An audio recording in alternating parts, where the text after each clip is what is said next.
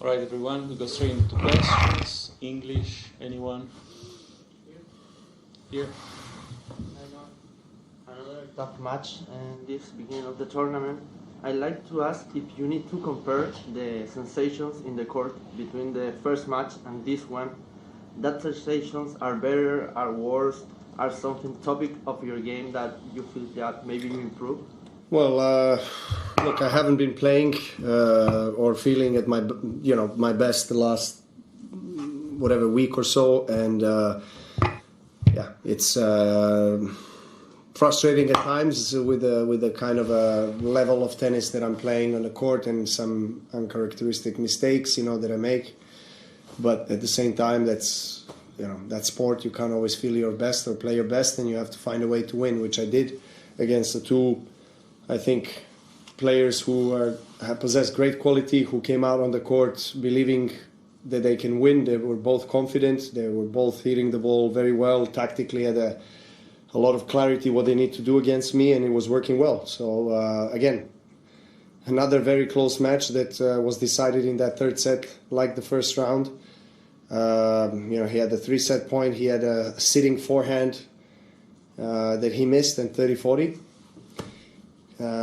Then I played a solid tiebreak, He dropped his level a bit, and I felt it, and then momentum shifted to my side. I broke his serve and held my serve till the end of the match. Can I be satisfied? I can be satisfied with the win. With my tennis, not so much, but as I said, it's normal to go through this kind of periods or circumstances, and you just have to embrace it and try to accept what it is and build from there. As the tournament progresses, hopefully things will go in a positive direction in terms of how I feel in play. Oh, first behind him. Can I ask what the person in the crowd said to you that made you respond as you did? Well, I mean, you don't want to know. There was a lot of things that were being told to me, say, on the court, particularly from that corner and the same side, the other corner.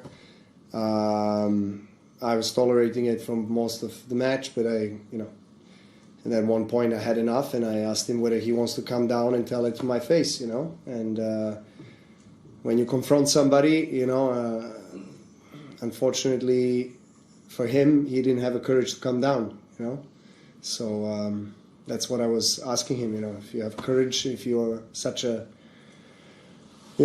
tough man, tough guy, come down and tell it to my face, and let's have a discussion about it, So he was apologizing from far away, and that's all it is. Did that spark you, Novak? Because you looked like you were fired up after that moment, and you really went on a roll from there. Maybe that was needed. I don't know. I mean, look, I don't want to be in those types of situations, but yeah, I was flat for I guess emotionally and my game-wise, I was quite flat for some part of the match, like second set, end of second set, most of the third set. So maybe that was needed for me to be shaken up a bit and start to find the kind of intensity on the court that I needed to have all match.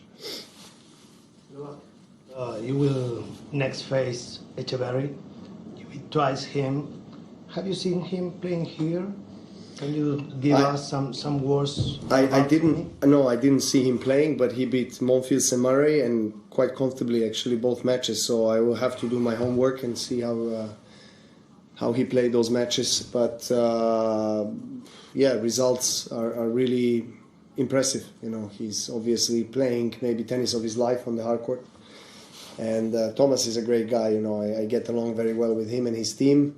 Obviously on the court, we're going to be opponents, so we both want to win. So I'm going to try to learn from the previous matches we had. But I think his level of tennis on the hard court particularly has improved a lot. So results are testament to that. So I have to be very, very prepared and ready for that.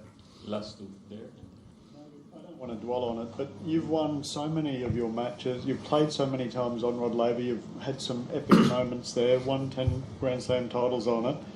Does it upset you when there's idiots in the crowd who just go too far like that? Well, it does. I'm not going to sit and say, no, it's all good. It's not good. Of course it upsets me. I'm frustrated, and then, I don't want to be experiencing that, but I have to accept it as it is.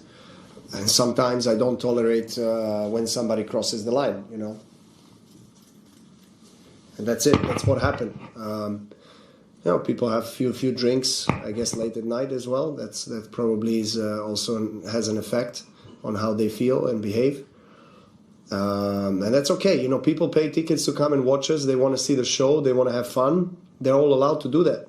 There's no issue. I mean, in terms of whether I never asked anyone to leave the stadium. I never asked the chair umpire to take somebody out. I wouldn't do that because, you know, he paid his ticket and he has the right to be there and say what he wants to say and behave how he wants to behave.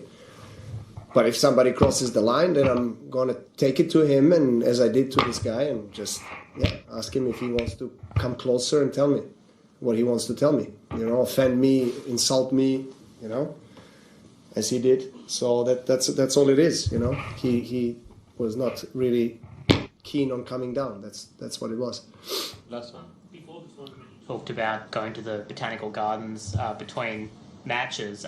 We heard from locals that they think there's a particular tree near the gardens there that you like to visit to meditate. Is that true? And can you tell us a bit more about that? It is true. It is true. There's one particular tree that I've been having special relationship with, so to say, in the last 15 years. I love every corner of botanical gardens. I think that's incredible treasure for Melbourne to have such a beautiful park and nature in the middle of the city. But that particular tree, I cannot reveal which one. No, I try to keep it, you know, discreet for myself when I'm there to have my own time. And I just like to ground myself and connect with that old friend.